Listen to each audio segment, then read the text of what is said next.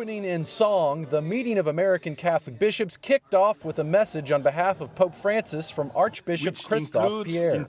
The Vatican ambassador to the U.S. spoke about the vital need to bring Christ to all people. Where Christ is not already known and loved, we must put him there by our own presence. In sunny Orlando, Florida, where the bishops gathered this week, Archbishop Pierre spoke about the ongoing Synod on Synodality, a worldwide church initiative led by Pope Francis with an emphasis on listening, especially to the laity.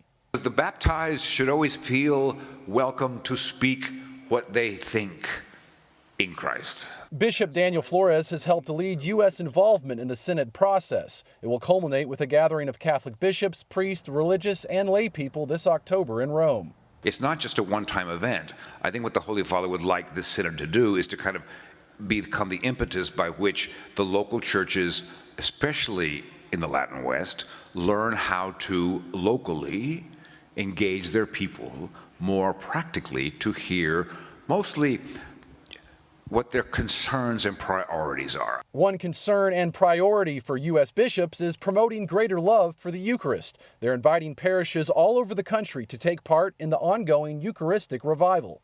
Right now, we're at a pivotal moment. We're about to begin the parish year, one of the most important moments of our revival.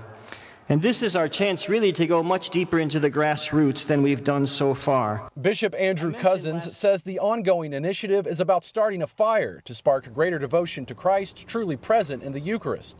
Dallas Auxiliary Bishop Greg Kelly told us upon receiving the Eucharist, lay Catholics then have a mission to bring Christ to others. The Eucharist, is at the heart of our life as Catholics, but to truly understand that the real presence is not just a belief in the real presence of Christ in the Eucharist, but also as we receive Him, to bring that real presence out into the world, and embodied in our voices and our faces and what we do and what we're willing to suffer. In between the meetings, bishops spent time for prayer in this conference center. Space is converted to an adoration chapel and a gathering space for daily Mass.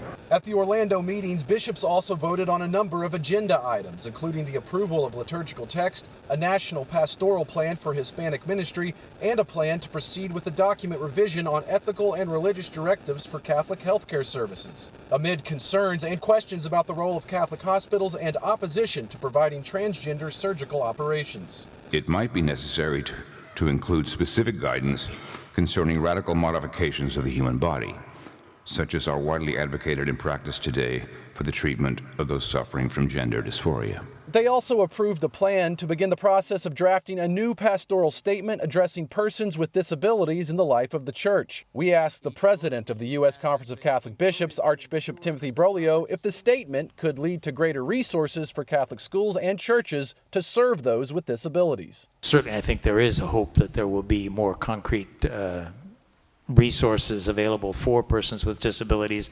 I think we also want to address the issues of how we teach the faith to people with disabilities as well. And the bishops are acknowledging holy lives. They voted to move ahead with a cause that could lead to sainthood for the Shreveport martyrs. 5 Catholic priests who died during a yellow fever epidemic in the late 1900s as they ministered to the sick in Shreveport, Louisiana. The Bishop of Shreveport told us the example of their sacrifice continues to inspire. They not only ministered diligently to the sick in the community, but they wound up ministering to each other. They were the local heroes for the community.